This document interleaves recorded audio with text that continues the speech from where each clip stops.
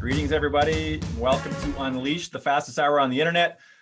I'm your host, Jeff Tett, CEO of Results, where we believe all companies have untapped potential, that it shouldn't be so confusing knowing what to do about it, and disciplined execution is the answer. It's the best way to grow your business. And we have a very thought-provoking, I would say, conversation on tap today. Leaders are wasting time and money on innovation without realizing. I know, shocking. And today we're discussing the consequences of focusing too much of our time on innovation and not enough of it on maintenance. Our guest, Lee Vinsel, will share his 3 steps for solving this problem and also how you might be able to apply them in your personal life as well. And I want to thank our generous partners who help make Unleash possible, the hardworking team at Edmonton Community Foundation. I know there's people from that team that are on the session today. They do a great job at connecting donors and Edmonton area charities to help create a strong, vibrant community for generations to come. And they make it like super simple to get your donation dollars into the hands of those who need them most. So please connect with them at the edfoundation.org to get started for as little as $50. And also our friends at Project Forest, who are making it really simple for companies to make a difference in the environment. So if it's important for your company to help fill our country with lush forests and clean air, and who wouldn't that be important to? The team at Project Forest will make that happen on your behalf. So connect with their team for a conversation at projectforest.ca. And thank you to everybody again that's joining us. Most of our audience is concentrated in Alberta and in Canada. And I know we do have people joining us from around the world. And if you're in Canada, though, we are part of this polar vortex. So I hope that you're huddled by your computers, socially distanced, of course, from other people that are not maybe part of your cohort, but with your favorite beverage and ready for a really insightful hour here. And also just thank you for everyone that helps this community grow. Like, we hit a milestone yesterday. Over 500 people have registered for an Unleashed season pass. And we're going to continue to find ways to add value for pass holders. If you haven't signed up for a season pass yet, you can do it at the end of the episode, and in doing so, be entered into a draw for a chance to win a signed copy of the Culture Code by Dan Coyle. And if you like what you see today, please help us grow the community by sharing the episodes with your networks and some of the takeaways that you have from the episode on social media using the hashtag #UnleashResults. So thank you for that. Now on with today's conversation. We're very excited, and I'm delighted to be joined by Lee Vinsel, who is a professor of science, technology, and society at Virginia Tech. He studies human life with technology, with a particular focus on the relationship between government, business, and technological change. So that's a big bucket. His first book, Moving Violations: Automobiles, Experts, and Regulations in the United States, was published by Johns Hopkins University Press in July of 2019. And then back, so 6 years ago in 2015, with his collaborator, Andy Russell, Vinsel has organized and led the Maintainers, which is a really interesting group, a global interdisciplinary research network that examines maintenance, repair, and mundane work with technology. Vinsel's work has been published in several major history journals and has appeared in or been covered by Aon, the New York Times, the Atlantic, Guardian, and other really popular outlets. And he is lucky to be living in the beautiful Blacksburg, Virginia, with his wife, daughter, son, dog, books, as you can see from his background, and surrounded by trees and mountains. Lee Vinsel, it's a pleasure to welcome you to Unleashed. Thanks for having me, Jeff. It's great to be here. So your book was one of those reads that I had a hard time putting down. And so I read it very quickly. And on almost every page, there was something that sort of caused me to change the way that I look at the world. And I think that we'll be able to accomplish some of that in the next 50 minutes or so. So you have a very provocative view of innovation and disruption. So, I mean, in essence, I guess, why did this book have to be written, The Innovation Delusion? Like, what is the Innovation Delusion, and why did you think and feel compelled to have to write it? Yeah. So, I mean, it really started off with kind of frustration over the way that innovation was being talked about in higher education and industry, especially Silicon Valley. And then it really, my whole life, you could say, started as a kind of joke. So the book, The Innovators, how a group of hackers Geniuses and Geeks Created the Digital Revolution came out, and my co-author suggested that we write a kind of counter volume, which would be called The Maintainers: How Bureaucrats, Standards Engineers, and Introverts Create Technologies That Kind of Work Most of the Time. And we started playing with that idea on Twitter and in blogs and stuff, and it just kind of took off and kind of took on a life of its own. And I think it was one of those cases where the joke has a real insight that we often focus on the new and shiny, and that leads us to neglect or ignore. Actually, most of our effort goes into using technologies or maintaining, repairing them, keeping our processes going, rather than introducing the new. And innovation, we'll talk about this, but innovation is really important and has been really important in history. But if we get too carried away with kind of fetishizing it, we start to neglect these other things. And so that's really what we started to explore 6 years ago. One of the problems that you reference is this, the term innovation speak. So innovation versus innovation speak. So why is that so dangerous? And what's the difference between actual innovation and what you would call innovation speak? Right. So actual innovation is the introduction of new things, new technologies, new business models into the world. And it's really important for how our society has changed over the last couple hundred years since the Industrial Revolution. Innovation speak is how we talk and think about these things. And if the audience goes to Google Ngram, it's a freely available tool on the web, and puts in innovation, it shows word use over time. You'll see innovation start to come up after World War II, okay? And it just starts going up, up, up, up, up. It goes right up to 2019 where it cuts off, right? We're talking about innovation more and more, yet we're not necessarily getting more and more innovation. So one of the ironies is that, say from 1850 to post-World War II, we have all this change. We have railroads, we have Henry Ford and the automobile, we have electricity, telephones, so many things. And yet we didn't need the word innovation to get that thing. So we're trying to show that there's a difference between the introduction of new things and how we've come to talk about it. Because we think the way we talk and think about technological change and business model change is often not helpful for a variety of reasons. And what makes it dangerous, Lee? Why should we be doing everything we can to avoid falling into the innovation speak trap, if you want to call it that? Yeah, I mean, I think this is something that plays out in so many different areas of our culture. You kind of have to look at different places, right? If we're talking about like federal infrastructure in the States, at least, we have a really great track record of building these beautiful things that get us a lot of benefit, but then not taking care of them. Or we can think of, in the context of business, which is really the center of, this conversation, we see lots of examples where like innovation fads, like design thinking or whatever, kind of like comes into businesses. People get really excited about it, but then it kind of lead to business failure when people are just kind of like neglecting the bread and butter. Got it. I guess most of the people that are on the call today are leaders of organizations in some fashion. And what's the cost for a business if we let our own organizations get caught up in it? And I was interested, like you talk about GE, this example of GE and what happened to them over the last 30 years in your book. And interestingly enough, Jeff Immelt just released his book on sort of the failing of General Electric and what happened to their stock price. And he laments a whole bunch of things that he wished he had done differently. You have a very interesting perspective on actually what happened and what sort of caused the demise of GE. What is that? Yeah, I mean, I think that the failure of GE was set up by a lot of decisions that were made earlier. But I think that, the General Electric stock really tanks in like 2018 is really when it really falls to pieces. And about 2 years earlier than that, the General Electric decided it was going to model itself on kind of like a Silicon Valley software startup. There was this New York Times article about how it was going to become like a Silicon Valley hot startup type firm, and they were going to do all kinds of things like create like kind of an internal venture capital firm that was going to have new ventures within this large bureaucracy. It was pretty wild, but then you see it didn't, I don't want to say it's the sole cause, but it didn't get them where they were trying to go. 2 years later, that it's just like financial disaster as like things start falling apart.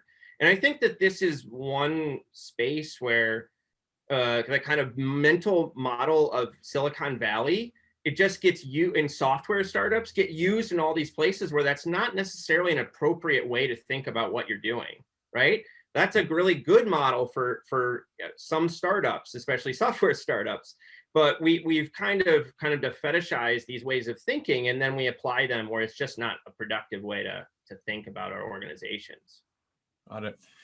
You also talk about the notion sort of that most of the time what we're talking about is actually progress, but we label that as innovation. So Yeah. how do we know the difference between progress and innovation? Yeah, so I mean, it's one of these interesting things. Again, if you go use Google Ngram and you put in progress, our use of the word progress in English starts to go down around 1968, right? Like right after the Summer of Love. So, what's going on? Well, Vietnam, there's the environmental crisis and Earth Day. There's, eventually there's like Nixon. There's all kinds of things going wrong in society. The economy hits the skids in the 70s. So people start, really wondering if moral progress, I think progress used to have this moral connotation that it's not like technology's getting better, society's getting better, right? We're becoming better people. And then I think, during that same time, the word innovation's going up, and that's really more focused initially on technological change, especially business model change too. But I think we just start using it as like a substitute word, right? And we get a little confused because it's not true that, social benefits always come from, innovation. We in some of our talks, we talk about how, according to very strict economic definitions, crack cocaine's an innovation, right? It's a business change that it upends markets. It's very popular. You can think about the opioid crisis as a kind of innovation. So I think we can become kind of confused about, what technology and business model changes can get us. And, we kind of assume it'll get us social benefit when it doesn't always. Right. Yeah. You're making me wonder about polling the audience a bit. And if the audience will sort of allow us here and indulge me, put your favorite business book. So the best business book that you've ever read, just put it in the chat. And I want to see a few examples of what come up here. So looking for your favorite business book of all time. What's the first book that comes to mind? Just put it in the chat. I want to see what comes up here. So, okay, Good to Great, The Advantage, Good to Great, Good to Great, Good to Great, How the Mighty Fail, The Big Leap, 7 Habits, Wooden Leadership, Influencer Scaling Up, Tribal Leadership. You know what, 7 Habits is interesting. And this is where I'm going with it, Lee, is most of the books that come up have been written they've been around for 20 years, and not all of them, but some of them. And if I ask the audience, so if you look at the book that you put in the chat, what percentage of that book have you actually implemented into your business? So that's number one. And then the other part of it is how many other books have you read since then? And I think that this happens with us all the time, that if you only read that one book that's your favorite and you just focused on implementing that into your business versus perhaps getting distracted by this new tool or this new idea, or not even realizing that you've replaced an old idea with a new one that's just got a different label, but it's the same thing. Where would our businesses be? So what would your commentary be on how as leaders do we keep up? Because we're afraid of falling behind, I think. But how do we keep up? How do we know when to change something and when to say, hey, that's nice and shiny, but let's stick with what we've already got? How do we know the answer to that? Yeah, I mean, just philosophically, I think it's really hard to generalize about that. I think it takes attention and wisdom to what's going on in the moment. But I think that there's a couple things to say. I think that we need as leaders to not let ourselves get carried away with the new just because it seems exciting and transformative potentially, and lose sight of what the value is that we're getting out of our processes already. And I think I just rolled 2 things into one there, so I'll leave it there. I mean, I think it's really about wisdom. This is what I'm going to say. It's also something we have to model, right? And this is something we'll talk about a lot. I think that even kind of modeling the discernment of that decision, like what's going on here, what's the value we're already creating, what's this potential change, and talking through the kind of how we're thinking about that to our teams kind of allows us to create a culture where we're not just getting carried away with the new. Here's a funny example. I have a friend here at Virginia Tech who works in the IT department, and he goes to conferences, kind of ed tech type conferences that are mostly focused on the back end software that runs universities. Well, we're still running some systems on COBOL here at Virginia Tech, okay? And there's they have to go to these couple of guys who can still do this stuff, because, my friend will change a couple lines, but he's not going to get in there because he's very afraid of it. Well, they're running system on COBOL. They have these leaders who don't have any tech experience, haven't worked in the guts, but they're just like management folks, right? Kind of disconnected to day to day. They went to a conference and came back and talked about how they wanted to start using IBM's Watson AI machine here at Virginia Tech. And they're like, for what? What are we going to use that thing? What's the advantage? And how does it have to do with these very old systems that we're holding together with duct tape, right? So, I think that's, just a kind of funny example of how we get disconnected from the day-to-day by the shiny. Yeah, absolutely. And you talk about North America being a little bit different than other parts of the world, which surprised me as well. And I think it was the idea that in North America, we tend to focus a bit more on the short term, and as opposed to other parts of the world are a little bit more longer term thinking. What can you talk about that a little bit, Lee, and perhaps what has led to that? Yeah, it's really interesting. So I looked into this because there's this idea around in psychology that maybe we're kind of biologically wired to think about the short term. Because, if you think about in Darwinian terms, there's benefit to thinking about the immediate payoff rather than thinking months down the road, right? So I was just interested in whether there's cultural differences around this, and it turns out there are. And so in one study, people in South Korea are much better at kind of long-term thinking and putting off immediate rewards than Americans are. And I think, I think it's a really deep question you're asking, right? Because it's about culture. Yeah. But I think, there's kind of, in the US and Canada and other cultures, there's a real history of individualism, because we're settler communities, ultimately. I would say it's that. And also just kind of there's also been a lot of cultural changes in the last 30 years, whether it's kind of like shareholder value or things. There's incentives out there to deliver short-term results and not worry about what's going on down the road.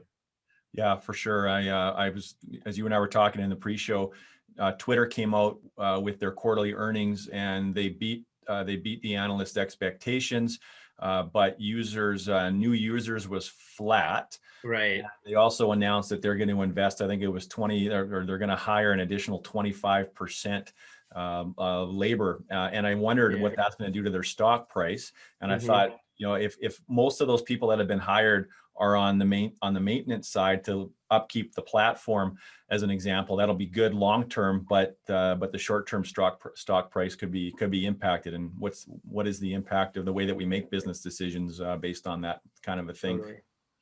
There's go ahead. No, go ahead, Lee. You go ahead. No, there's one of Douglas Rushkoff, the kind of media critics, one of his recent books is about our kind of obsession with growth.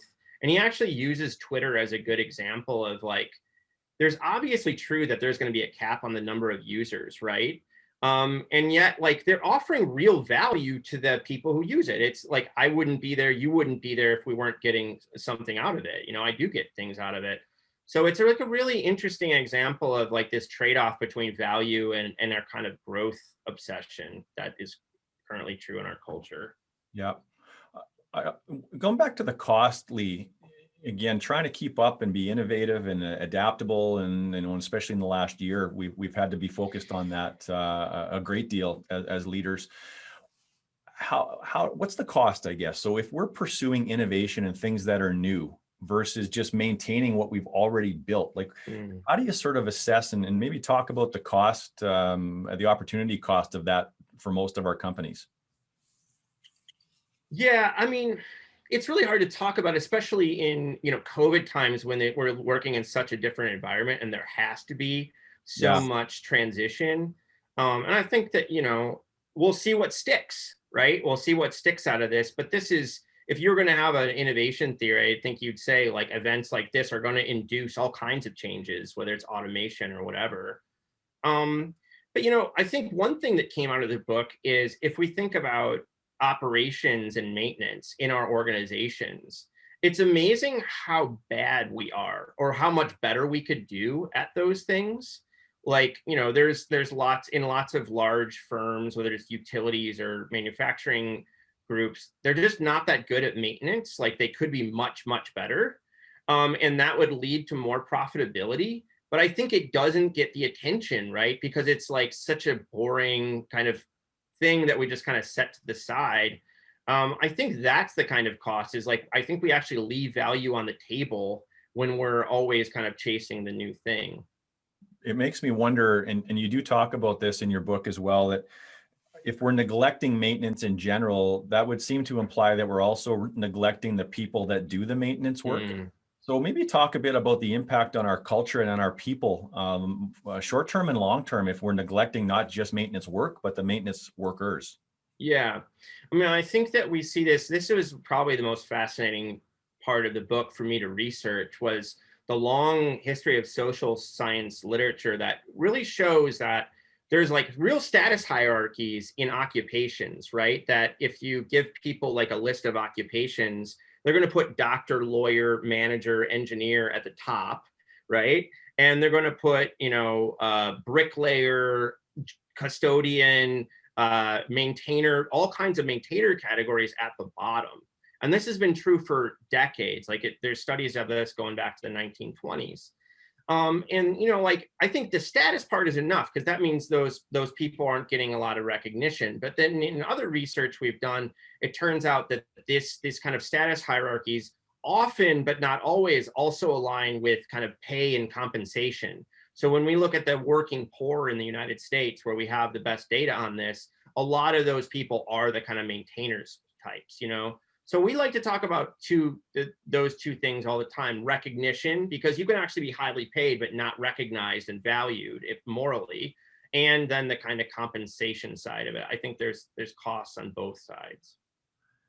It seems that it would take a lot of courage, Lee, though. Like when I look at, like a financial structure of a typical business, if the people that are doing like the cutting edge, innovative work, they're paid the highest. If you were then going to tell an average business that to make your salaries commensurate, you're going to have to increase the people that are maintaining what you've already built, whether it's customer service or actual maintenance and repair departments. You're going to have to raise their pay by 20 or 25%. How many business owners are going to look at that and say, yeah, that looks like a viable decision? So how do we start to, I guess, balance this equation so that there's more equality in the workplace? Yeah, I mean, I think at some level it's got to be it's about leadership, and it's about like kind of moral leadership, like, right? It's about decision making. I think there's some industries where maintainers are so necessary and obviously of value that you actually see they're paid pretty well. They might not get attention, but software maintainers are, they're not doing so bad. But I think there are lots of industries where, there's a moral argument to be made about, bringing people's pay and recognition up. And, I think that there's always going to be trade-offs, you're rightly pointing to like, you can't do everything. But I think, again, about modeling, I think it's also about recognizing people for the work they're doing, right? And as a leader, like drawing attention to the important work these people are doing and the value it presents to everyone else, right? To give an example, on the recognition line, we sometimes see in libraries, I talk to a lot of librarians, where people will leave roles like software maintenance roles, open source software maintenance roles, because they're not getting recognition, right? And go to another role where it gets more recognition, but the pay is not different. Because so they're moving, and you're losing that expertise in a very important thing just because you're not paying, you're not kind of recognizing it in the right way. So I think it's also about that, it's about modeling, how paying attention and recognizing people to teams. Yeah, that's profound. So the recognition seems to matter more than the pay. That's really interesting. We often use a stat that if someone can make plus or minus 10% what they could make elsewhere, they will stay for the culture, they'll stay for the leadership, they'll stay for the cool, challenging work, Right. the recognition, the coaching and growth, those kinds of things. So I know the message coming out of this is when it's safe to do so, start hugging your maintenance workers. Right. Yeah, Anybody that might exactly. not be in the spotlight that way. So virtual hugs for now, for sure. So Lee, what sorts of questions, like if you have some advice for us, what kinds of questions as leaders should we be asking ourselves before changing an existing process, piece of equipment, or technology? Yeah. So, I mean, one thing I'd like to highlight here is how bad we are at predicting downstream maintenance costs.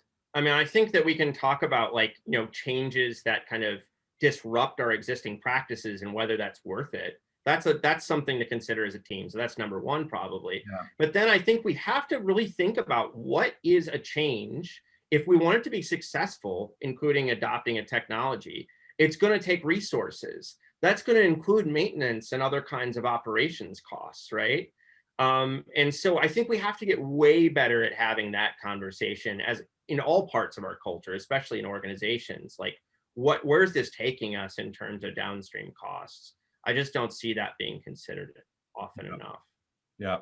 And I want to remind people too, if you have some specific questions, try to make it easy for me, the host, to navigate all these screens I've got going here. Put your questions in the Q&A box. I'll do my best to get to them. I see some commentary from Robert and from Nick, but please get those questions into the Q&A, and I'll get to as many of those questions for Lee as I can. Lee, another sort of item that came up for me as I read your book was the common narrative is that automation and artificial intelligence, machine learning, are going to free people up to do more, I guess what you would call sort of meaningful work. And I have a problem with that, because what is meaningful work? It's kind of in the eye of the beholder. And does that further sort of cast a shadow and a bad narrative over not just people that are currently doing what you would sort of refer to as maintenance work, but what about the people that are trying to figure out what they do with their careers? Like someone that does not want to be in a spotlight role, that wants to be an auto mechanic or something like that. Yeah. Maybe comment on society at large of that sort of narrative. Yeah, I mean, I think it really has to do with kind of devaluing other people's labor, and often kind of fantasizing that it's easy. I mostly see this. I used to teach the ethics of computing as one of my classes, like politics of ethics and computers. I'd often see these young white guys, frankly, kind of talking about how they were going to automate secretaries' jobs away. They had no idea how varied secretarial work and administrative assistant work is. Like, it's very chaotic and complex, right? It's not something that you can automate away, but they fantasize about it as very easy. So I think that this often, this idea that we're going to automate things away often has to do with our judgment of like how, easy someone else's life is or something like that. And then I totally agree with your point about kind of like what work is valuable. A thought experiment I often use with students is like, if you could, we could probably build a robot that could fish for us off the back of a boat, right? We could like go out on the lake, and the robot could do the fishing, and we just sit there and pop beers or whatever. But like, would you want to do that, right? Isn't part of the whole experience of fishing about the value of the work of it and the challenge of it? Obviously, no one wants to do the robot except for like the robotic students who think it might be a fun challenge in itself, right? Yeah. So I think that this is a helpful, work is, I think, an essential part of human life.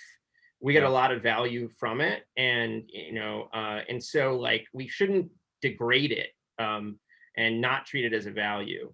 Yeah, no, for sure, Lee. We had a question from Robert come in, and it's about innovating maintenance and operational type activities. So so he's thinking about automation, machine learning, cloud computing, producing cost savings on things like preventative maintenance, whether that's on plant equipment or digital and organizational assets. So just what would your comments be on kind of leveraging that to be better at the maintenance work?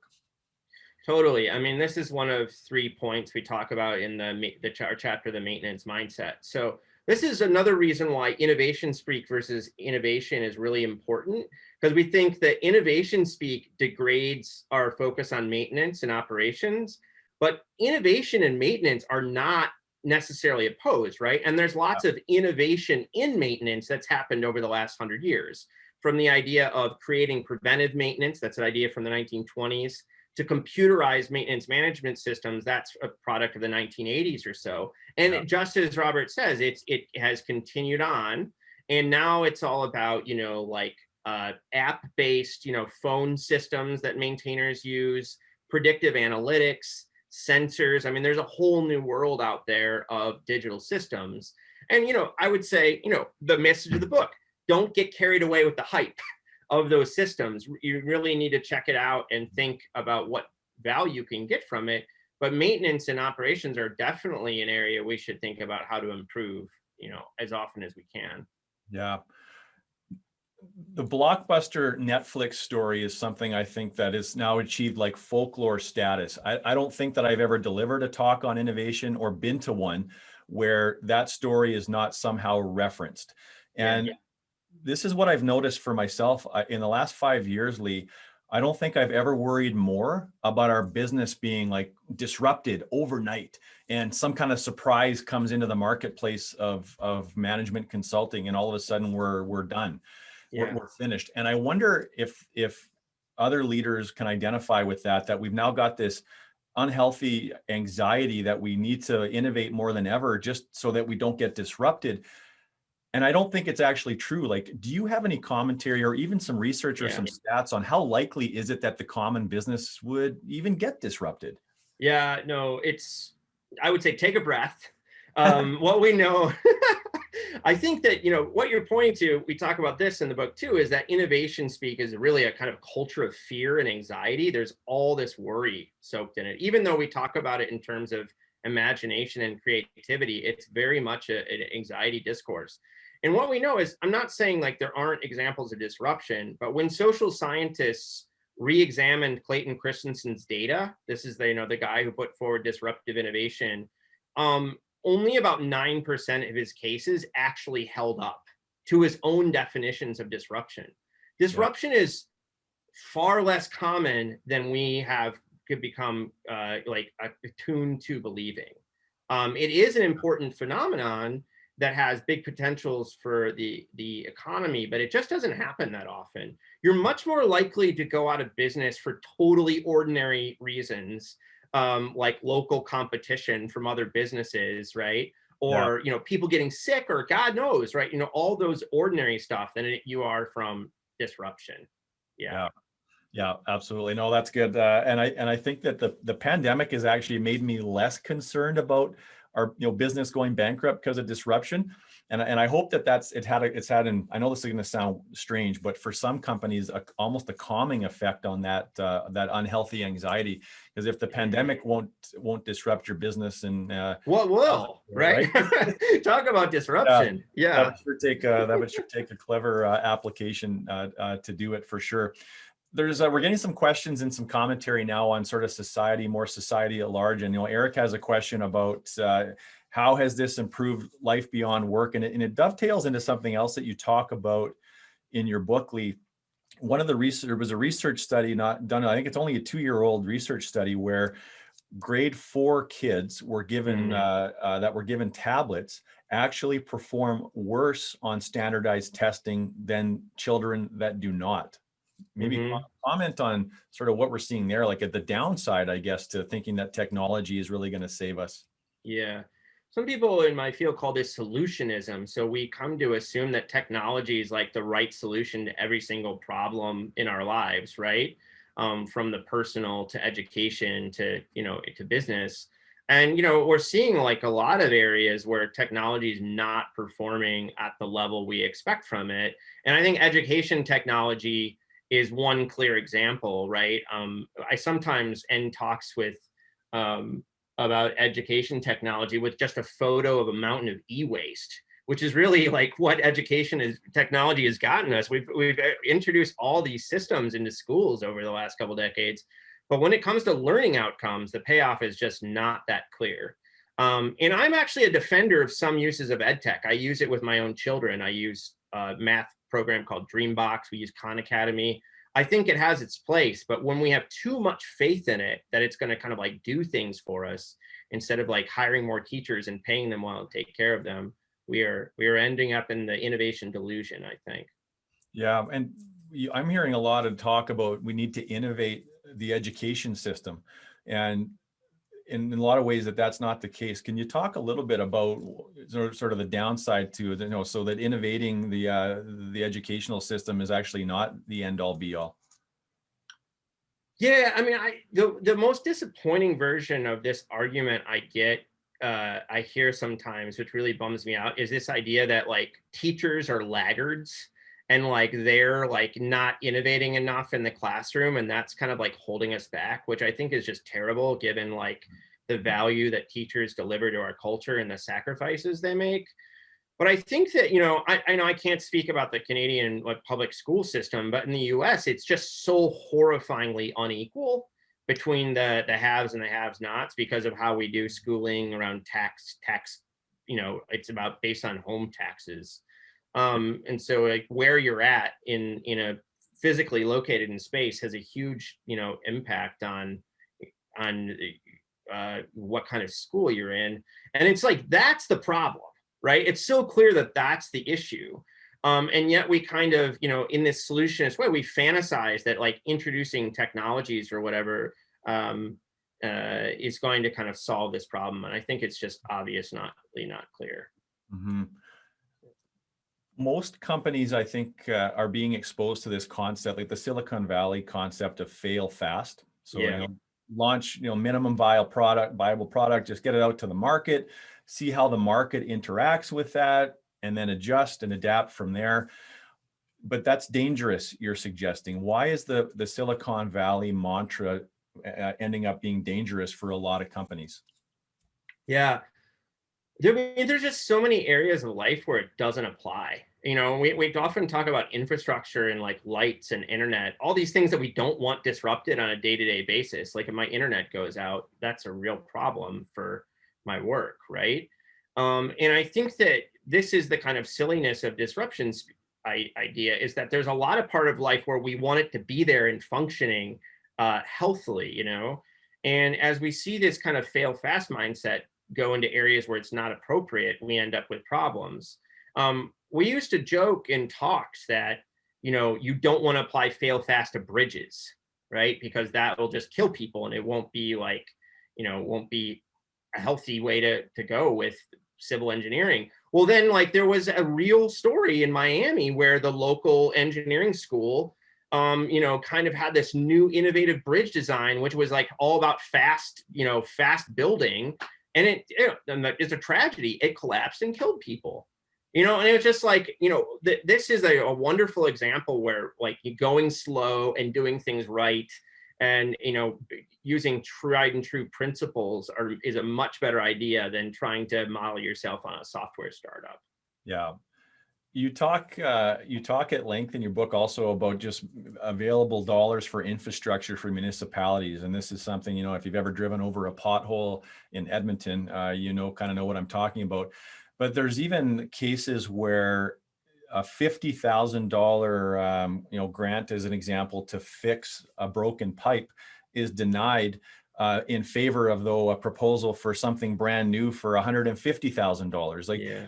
This mindset is infiltrating, every part of our lives, whether it's our companies or it's government, municipalities. Like, what's it going to take, I guess, Lee, for us to sort of change that? Like, dollars are scarcer than ever just to maintain the things that we've already built in our cities.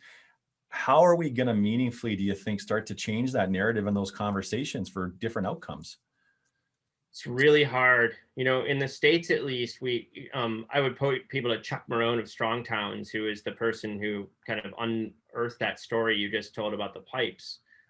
Strong Towns is a group that kind of tries to create financially resilient municipalities. And I think that the reality is that the way infrastructure policy works here, federal dollars will build roads for us and stuff. We can get those grants.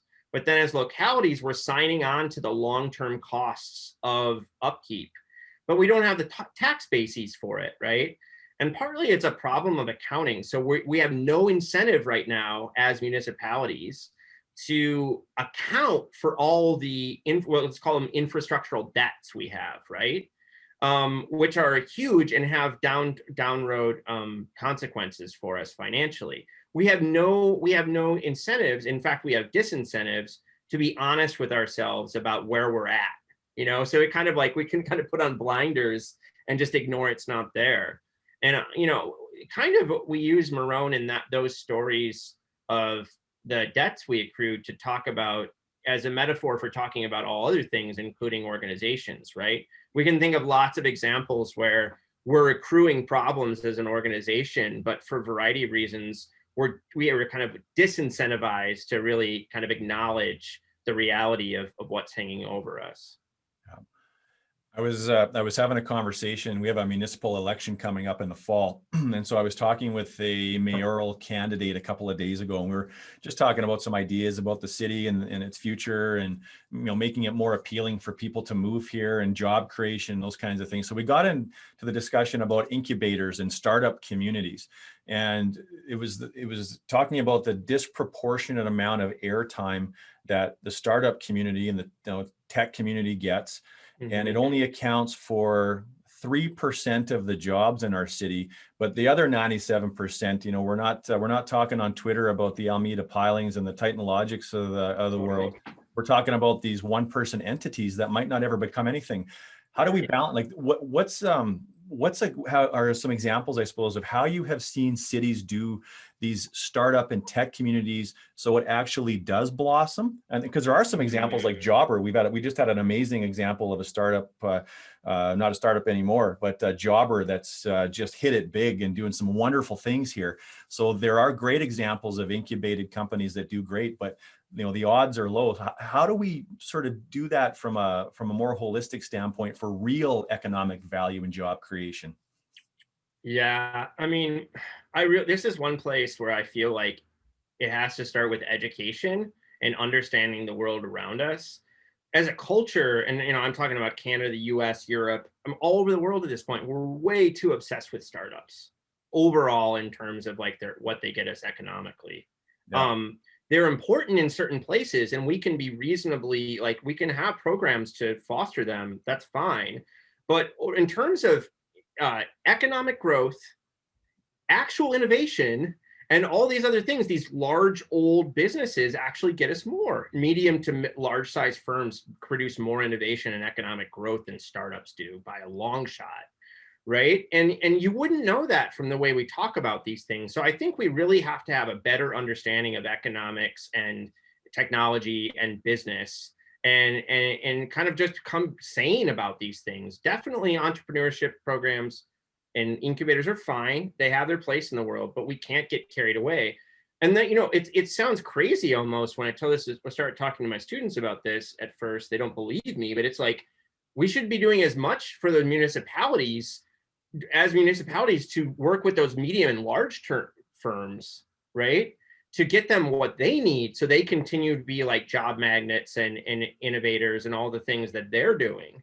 Right. It's just, especially in I think our Western, you know, our North American culture, we're so focused on the David and Goliath story that we miss that like Goliath is actually pretty important, right? For our economies. So this is just like, I think it has to start with education and that understanding the world better. Yeah, and I do sometimes wonder as well if our fascination with startups is causing people, in some cases at least, to start businesses when they might be better off to join an existing one and add value and some horsepower to that one. There's not a right or wrong answer to that, but it's just it's something that it makes me think about. Well, I especially think that's true with young people today. Yeah. I think, you know, we see it in universities around the country where they have these kind of like Shark Tank competitions and are encouraging young people to basically become entrepreneurs right out of college. And the reality is the most successful entrepreneurs are over 40 years old. And there's a reason that they're over 40 years old. It's because they've mastered social networks, markets, and have real topic area expertise where they know where they can make a contribution. So the way we talk about these things, especially with young people, is just kind of upside down. So mama, don't let your kids grow up to be startups, I guess is the Or tell them to wait until they've like really learned a bureaucracy somewhere, and then they can go out, right? yeah, absolutely. Lee, how do you think that we can do a better job, perhaps reconciling the notion that the world's filled with innovation speak, but what we really want for our lives is not to be disrupted? Yeah, man, I've been on this trip for like 6 years now, and I think when I started it all, I was younger and more naive, to be real, and I thought we would end up, there was a chance that we could kind of like move away from the ways of talking about innovation that we have, right? That we would kind of mature into something 2.0. I've kind of given up hope on that because things just don't change, like I see MIT Sloan Schools offering yet another design thinking program and making all these promises or whatever. But I do think so. With leadership, I really think I've come to think it's about balance, and that requires wisdom, right? It's important to think about the new initiatives and to focus on the value that new things can give us, but we have to also keep our eyes on the fundamentals. And so again, I don't think, as kind of philosophically, I looked at people like Wittgenstein and Kierkegaard and a whole like a line of really deep thinkers who say that you can't get a generalization that's going to help you with that. There's no list of bullet points that I get that can handle all your problems for you. It requires wisdom to be in the moment and try to cast the balance between the new and keep preserving the old. Yeah. And you live in this space every single daily, and I'm curious that we're living increasingly in a sped up world. Like not only does everything sort of move faster, but we kind of expect it to be faster, right? Like I don't have to leave my house for a book to show up anymore. Yeah. So how do you in your life navigate this sped up world that we're living in, knowing that the way to really have peace of mind and comfort and live a meaningful life is really about slowing down? Yeah, man, it's funny. This is like the self-help portion of the program or something. But I think a lot about my relationship to digital media, Yeah. and I increasingly try to jack out of email and social media on the weekends. We do like breakfast and board games at my household on Sunday mornings. So like we get out, we're really into board games, and the kids and my wife and I get it out, and we just try to slow down. But I also say that I also try to apply this maintenance mindset to my own home life. So I've gotten much more, I'm not a DIY guy. I'm a markets guy. I like to hire people, right? But I've gotten much more kind of into thinking about the structure of the place I live in, the systems that are in it, and how we can do a better job like maintaining our property. So I really try to like bring home the message of these these ideas to kind of the home life. I think it's really important. And in the maintainers, we have I would love to send you these cards we made. Yeah. It says, make sure to maintain thyself. And it's actually like a coffee loyalty program. I don't, like where you go to a coffee shop, and you get like, made 10 purchases, you get a free thing. Well, it's the reverse. It's like you punch it every time you say no to some request. And then when you get to 10 no's, you give yourself a little present. And that's like, obviously leaders can't always say no, but it's just like a little incentive to like, think about where you can say no, where you can slow down, and then reward yourself for those slowdowns. That's an awesome idea. I can already imagine the eyes lighting up with the people on this call. And I think the difference between saying no and saying no well, like there's it with, be collaborative and helpful, but yeah, I think you're right. We tend to be probably a little bit more on the over committing ourselves Totally. than the under committing. So getting again, a bit more societal with this, Lee, you talk about like the Alice organization does a lot of work in sort of measuring and monitoring poverty. Mm-hmm. And their research is suggesting that actual poverty rates are higher than the officially reported rates. And I wondered if you could comment on that. Yeah, so the way the poverty measure in the United States is famously bad. I mean, it's been bad since it was created, and people know that it's not a good measure of financial hardship. So what the ALICE program does at United Way is they go in and they have a standard basket of goods that they look at the county level, how much it would cost to like pay rent and buy these things to live, basically. And then they determine how much income you would have to make to pay for those things. And what they find in the U.S. is about 40% of Americans are living closer to like financial insolvency than you would think. So it's about the number's about 40% of people are Alice families, which is just huge if you think about it. The amount of Massive. financial hardship. Yeah. Yeah. And do you think it's getting better or worse? I don't know. I mean, this is one area where I hope to work more with the Alice group is I'd really, because I'm a historian, I'd really like to see how these numbers have changed over time. I don't know how much we can speak of that about that, but in COVID times, I think it's getting way worse. Yeah. I mean, like I think the financial hardship right now on the working poor is really, really hard because the places we've shut down and we don't have people doing things for us, a lot of it is hitting the working poor. So. Yeah, even in some parts of Canada, the Indigenous communities are the average death age due to COVID is 10 years younger than everybody else in the country, and some of that at least is attributable to poor infrastructure, bad maintenance, poor housing, low quality of water. Those kinds of things. So that's certainly a concern. And my view on that is there's a couple of, we have to sort of there has to be, policy change. But the thing I love about leadership is we can build our businesses however we like. Yeah. We don't have to pay people the standard rate for that role historically. You can break those ceilings if you choose to do that. And I think one of the challenges for us as in the business community is to look at the lowest paid people in your teams and see, are there ways that you can perhaps bring that up and be part of that change proactively instead of saying, well, I guess everybody else is doing it, so I might as well too. I think there's an opportunity for us to perhaps, lead some of that change. Amen. Lee, you're a curious gentleman. What are you working on right now? Like, what's got you really curious about the world right now? Yeah, so my new project, it actually builds off the Innovation Delusion, is on, I'm looking at why software fails so often. That is like why software programs fail, but also how adoption efforts in organizations fail so often. So failure rates are supposedly between, depending on who you ask, like 20 to 70%. And that shows you we have bad information, I think, that it's such a huge range. But just, even if it's 20%, if 20% of our adoption efforts of technology are failing, that's an enormous cost to the organization and to the economy overall. So this is my new thing. And it came out because efforts to adopt maintenance software fail a lot. So I became interested, like, oh, wow, this is a whole world of like failure. So I become interested in kind of human mediocrity, I call it, and this like why stuff falls apart so often is my new topic.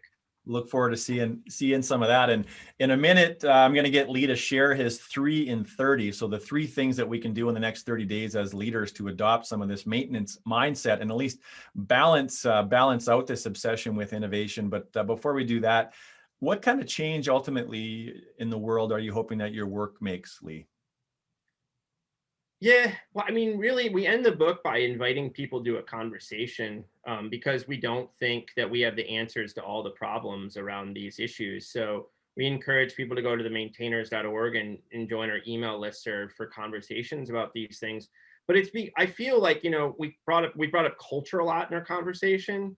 And I think that, these are really deep things in our culture that we have to kind of pivot away from. This is something that's going to take a long time for us to work on. And so it's really about these kind of deep conversations to have as organizations and individuals about how we can do a better job taking care of what we've already built in our lives. Oh, that's very admirable.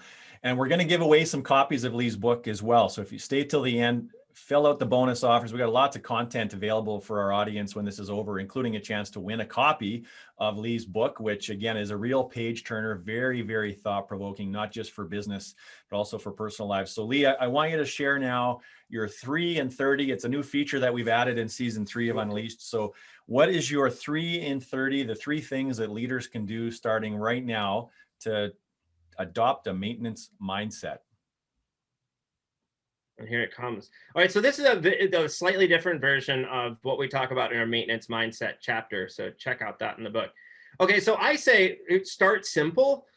Keep your eyes on the fundamentals and be human. So in terms of homes, home inspectors tell us that the biggest problem in homes is people don't even change the filters on their HVAC systems. So this is like, I don't want you to be fancy. I want you to start with the simple stuff first and focus on that. The second thing is this cultural change about spotlighting your maintainers. So modeling that as a leader of thinking about the fundamentals and the people who are doing that work and doing a better job of focusing on them. And then finally, maintenance builds efficiency and profitability. This is about the arguments that we can maintain our success through these things and keeping our eyeballs on that. So really thinking about how maintenance and operations can contribute to our overall value.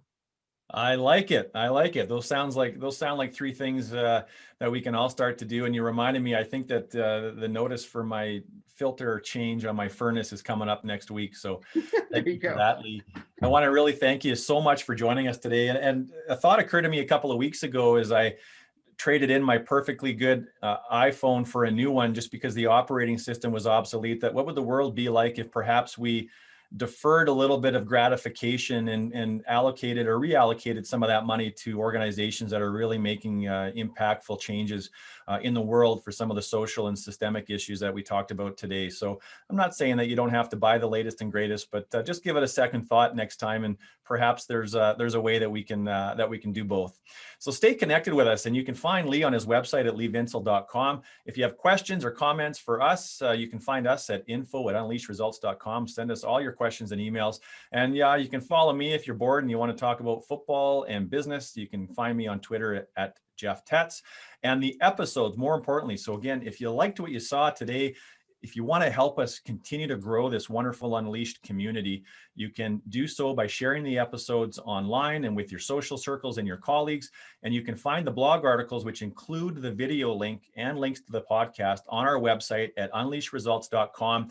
And you'll find it in the blog section. There's also a very special Unleashed section where you can find episodes as well. And in terms of Lee's book, make sure you fill out the bonus offers forms. When you log out of the meeting today, you'll be automatically entered into a draw for a copy of one of 2 of Lee's books. Great book. And then if you're ready to sort of take a next step here, if you want to take your organization more into this maintenance mindset, if you want to have a conversation about how do you balance innovation with the core of the business that's really generating your revenue right now, you can check that box in the bonus offer section, and Nicole will gladly reach out and have a virtual coffee with you and talk a little bit more specifically about what's going on in your business. And then be sure to join us in 2 weeks.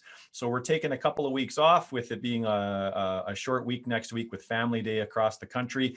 So join us for a conversation with Mark Crowley about heart-based leadership. He's going to talk to us about how most of the way that we approach leadership is often in our brains, but it should be in our hearts, and what are the absolute transformational impacts that it has on our people when we do lead a little bit more from the heart. It's great to see everybody today, and just a reminder, leadership's tough, I know, but it's worth it. Stay in the arena. Until next time, be well.